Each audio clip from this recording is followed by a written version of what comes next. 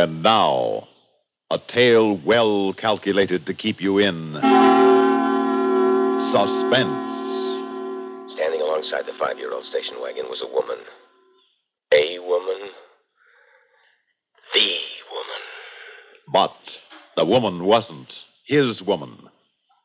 In just a moment, The Man Who Knew How to Hate, starring Joan Loring and Leon Janney, and written especially for Suspense by Walter Black. The lively crowd today agrees. Those who think young say Pepsi, please. They pick the right one, the modern light one. Now it's Pepsi. For those who think young, so go ahead and pick the drink that lets you drink young as you think. Yes, get the right one, the modern light one. Now it's Pepsi.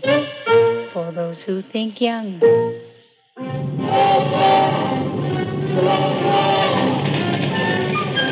Well, I see where the Yankees lost again. The Yankees, they lost again. That's 3 in a row. Oh. Now, you take the Tigers for a change. They got a well-rounded ball club.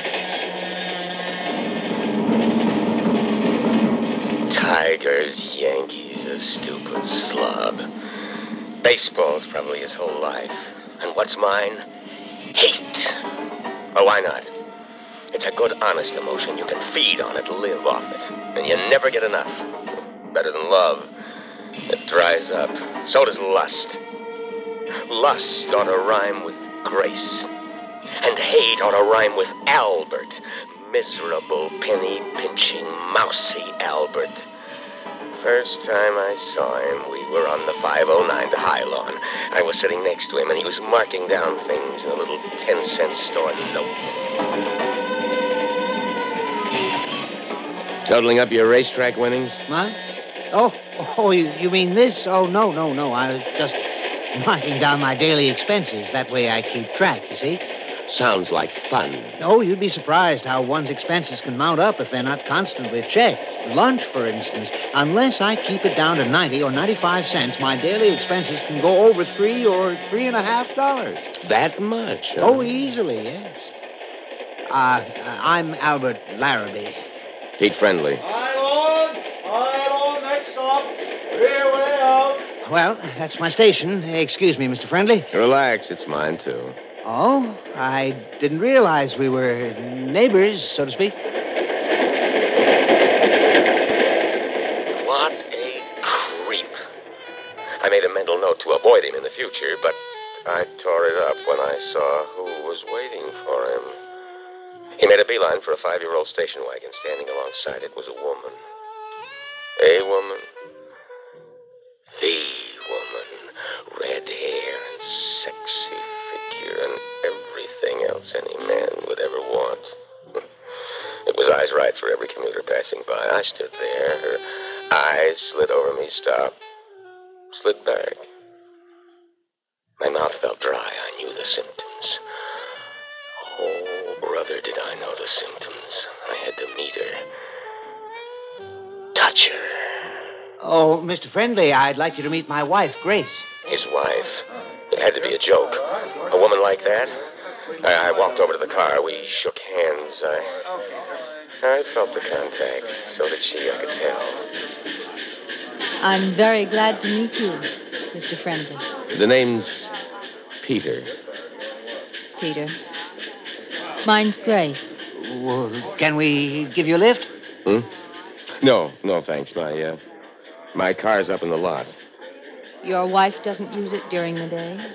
My ex-wife can't afford a car on the alimony she's into me for. Oh. I'm sorry. Don't be. We hated each other. And all the time I was wondering what she was doing with that little creep. How could she even talk to him for 5 minutes without dying of boredom? I had to get to her.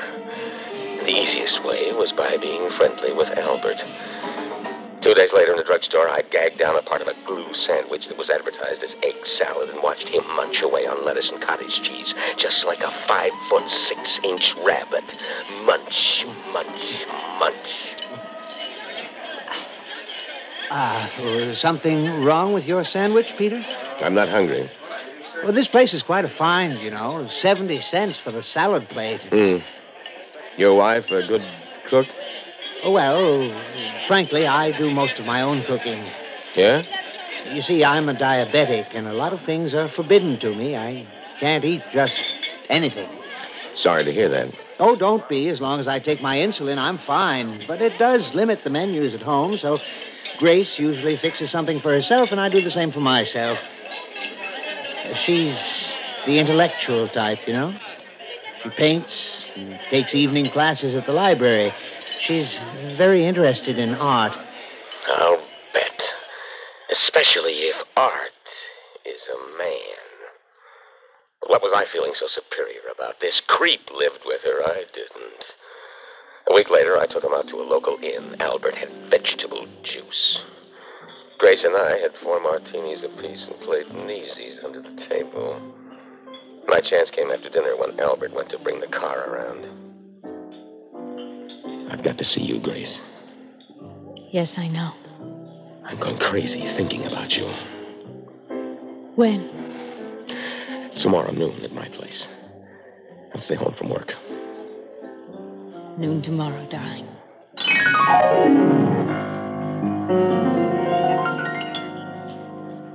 Noon, my place.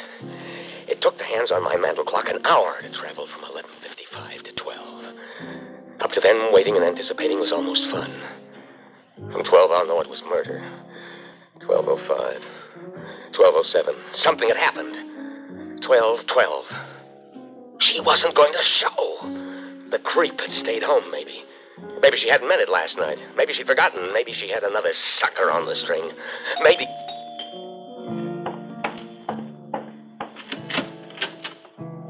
Hello, Peter. Hello. Oh. I knew what the first one would feel like. I just imagined. Well? Truth is greater than fiction.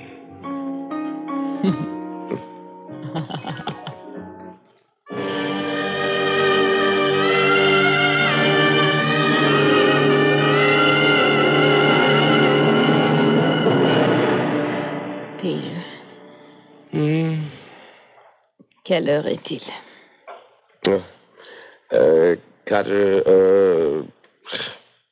what's the French for 35? I better be going.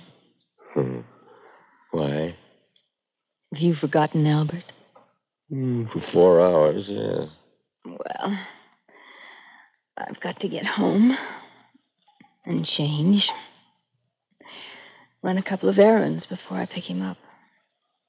When do I see you again? Not this week.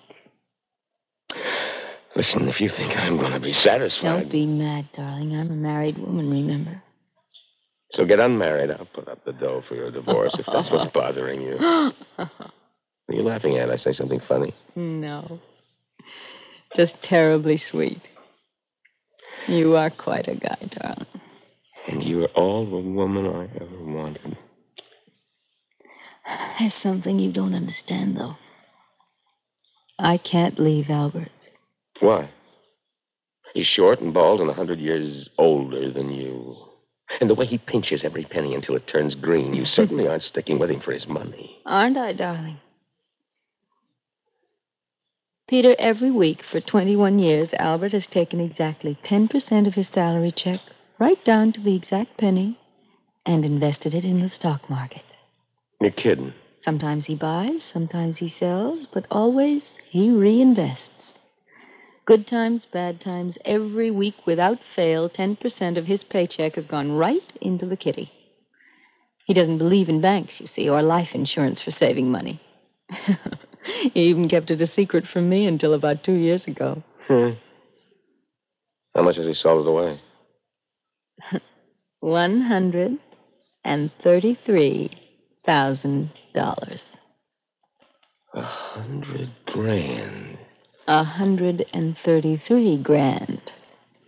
And that was back in March.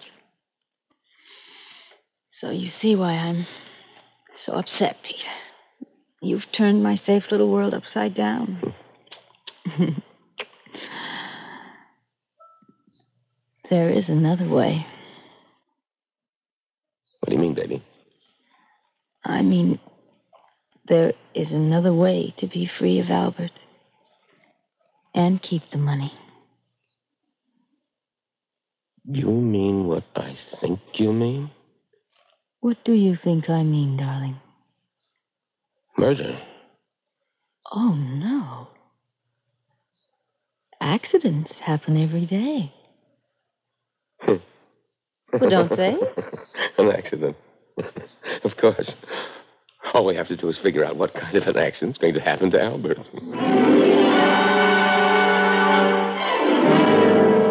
Sure, I went for it. I had to have her, and the dough only made it more urgent. So don't go moral on me. A week went by. The longest I ever suffered through, and then she called. We made a date in Midtown New York at a French restaurant where they never heard of cottage cheese or egg salad sandwiches. You're staring at me, Peter. Do you realize how long it's been? 8 days, less 30 minutes. Well, maybe you can stand it, but I can't. You'll have to, darling. From now on, we're just casual acquaintances. You're crazy. No, you are if you think I'm going to jeopardize our chances. Oh, darling, don't pout. How are you? After the funeral, I'll move away to Florida, California. And in a couple of weeks, you can join me. You talk as if you were already dead. Why not? After tomorrow morning, he will be. Tomorrow? We haven't made any plans. Shh. We're not going to. The best murders are the simplest kind. Most people make their biggest mistake in doing too much planning, leaving too many loose ends, you know. No, I don't. I'm with a real estate firm, not with the mafia. Temper. Anyway, it's tomorrow. This coq au vin is delicious. And I thought I was cold-blooded. Darling, I'm just realistic like most women. Of course, if you want to back out. Listen, I hate that little creep. I'm not backing out. But how? Subway. You both take it every morning from the station. Yeah, but I go uptown, he goes downtown. Tomorrow, you both go downtown. Make up a reason. And be sure you're on the platform with Albert. Better sit with him on the train going in. Then what? Do I have to draw you a diagram? The subways are jammed at rush hour, aren't they? It's a wonder more people aren't shoved over the edge of the platform. But listen, whatever you do, don't be obvious. Pretend to buy a paper and leave. And then just as you do, keep coming.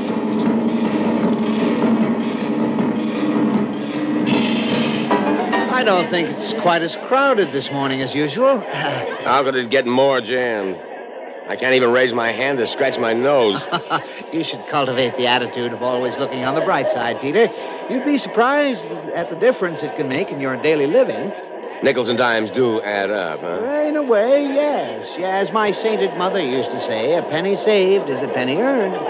That's what your mother said? Oh, yes, many times.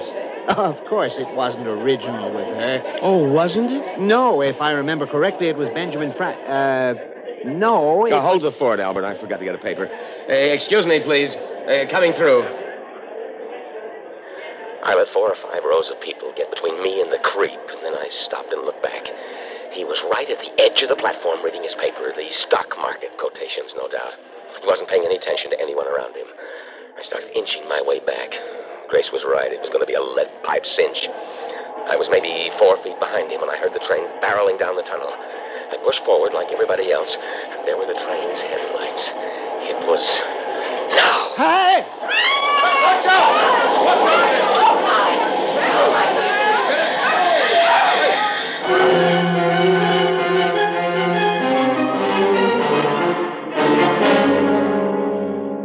The simplest thing in the world, and you botch it. I did everything just the way I was supposed to. It's not my fault the train stopped in time. Yes, it was. You pushed him too soon. All right. Just lucky Albert's so unsuspecting. Well, what'd he say? Just how glad he was you were there to keep him company until he calmed down. Actually, he blamed himself for standing too close to the edge of the platform. Now what? And don't say we try that again. Shut up and let me think. Wait, You got an idea? I just might have. Well, what is it this time? Push him in front of the Fifth Avenue bus? How about noontime on 42nd Street? Shut up. Or better yet, how's this? I get Albert down to the aquarium, and when nobody's looking, I pick him up and throw him into the shark tank. He looks enough like a shark himself with that pointed nose. Of course, he might last for a day or two, but eventually the sharks would gobble him up. Wait a minute. Why didn't I think of that right away? It's been there all along, staring me in the face. What, the sharks? Shut up and let me think a minute. You really have come up with an idea? You're darn right I have. Foolproof, too, darling. What? Never mind. The less you know, the better off we are. And this time, I'll do it.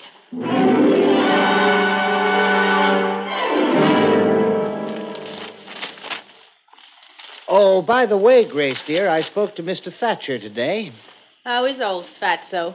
As a matter of fact, he did speak of going on a diet. Bully for him. But we were talking about my vacation. I get 3 weeks this year, you know. So I asked him for the first 3 weeks in August. That's satisfactory with you, isn't it, my dear? Why not?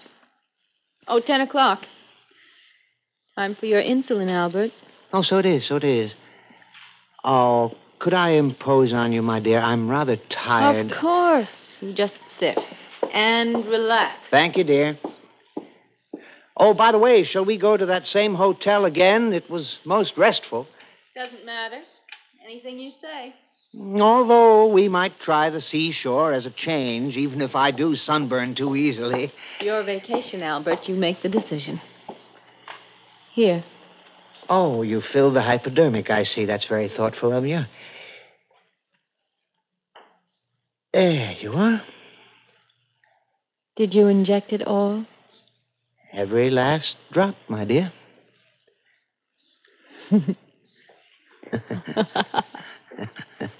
I was just thinking of something amusing. What an odd coincidence. So was I.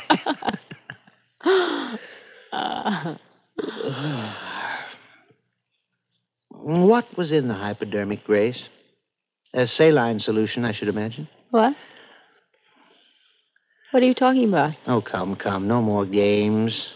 It was a saline solution, I'm sure. Water alone isn't efficient enough. I should go into a coma within the hour, if you're wondering. Albert, I don't know what you're talking about. And I should be dead sometime before, say 6 in the morning. Why are you talking this way? I don't know what you think I've done, but Don't you you, Grace? The police will tomorrow when they play the tapes I've sent them. The tapes? Albert, what are you talking about? Briefly, and to the point. You and Mr. Friendly. Mr. Friendly? White mouse I may be, and to some even a creep. What? But no one has ever accused me of being deaf, dumb, and blind. What are you... I know you, Grace. I can read you like a book. A nasty, dirty book. Albert, what... I know why you've stayed with me. I know what you think of me. Odd, isn't it, that you've never known what I think of you? Albert, I thought we... Spare me. I've loathed you for a long time. I've loathed you for your mean little soul and your petty mind and... You... Yes, for your beauty, which was never mine. And I think I've loathed you most of all because I still loved you. Albert? I've had private detectives working for me since the day you first set eyes on Mr. Friendly. You what? They're the ones who, what's the expression? Bugged his apartment. Oh, Very interesting listening, Grace. Of course, I must admit the subway was a surprise, and so messy, too. I knew you'd revert to this. Oh, Albert. You're even attractive when you cry. Oh, one more surprise, my good wife. Had you possessed the patience to wait another 6 months, at the most a year, all that money would have been yours legally. What? My last little secret. You thought I'd been going to the doctor only for diabetes? Alas, no. Cancer. Dread word, isn't it? We discovered it 2 years ago. Oh. No, I haven't suffered any pain yet. I'm told that comes only in the final stages. Oh, that's what I couldn't face. Oh. So, thank you very much for your assistance. Albert, couldn't we just once more try to... No, we couldn't. Now, would you leave me alone? The condemned man is supposed to get his last wish, and mine is really quite simple. I don't want to look at you again. Never.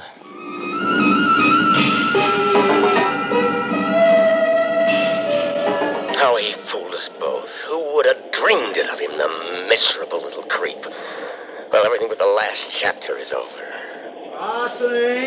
Arsling, the next station, Arsling. Okay, buddy, on your feet. You don't have to make with a muscle. Now, you be a good boy, and I'll take the cuffs off.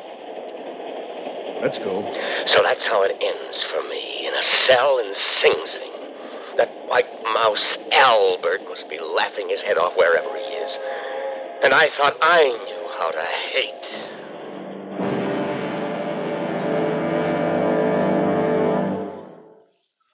Suspense. You've been listening to The Man Who Knew How to Hate, starring Joan Loring as Grace Larrabee and Leon Janney as Peter Friendly, and written for Suspense by Walter Black. In a moment, the names of our players and a word about next week's story of Suspense. Mommy, I scraped my elbow. Oh, dear, you ought to be more careful. Wait, I'll get the unguentine. But, Mommy, isn't that for burns? Sure, but unguentine's wonderful for scratches, too, and for cuts and scrapes. As well as burns. Science has proved that unguentine boosts nature's healing power as no plain antiseptic can. Forms a protective cover to lock out germs and speed healing. Stops the hurting, too. See, it's not just for burns. And now there's something new. Unguentine First Aid Spray. Looks like a fire extinguisher, but inside is special unguentine medication that puts out pain, kills germs, and starts healing fast as you spray it on. Cools and soothes sunburn on contact. Get both unguentine First Aid Spray and unguentine antiseptic dressing that boosts nature's healing power.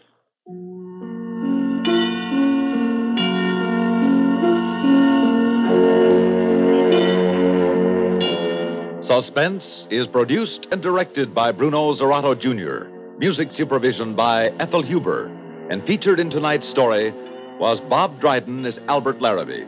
Also heard in our cast were Bill Smith and Barbara Cassar. Listen again next week when we return with Stranger with My Face, written by Alan Sloan. Another tale well calculated to keep you in suspense. First word in speed, the last word in accuracy. Expanded CBS News on the CBS Radio Network.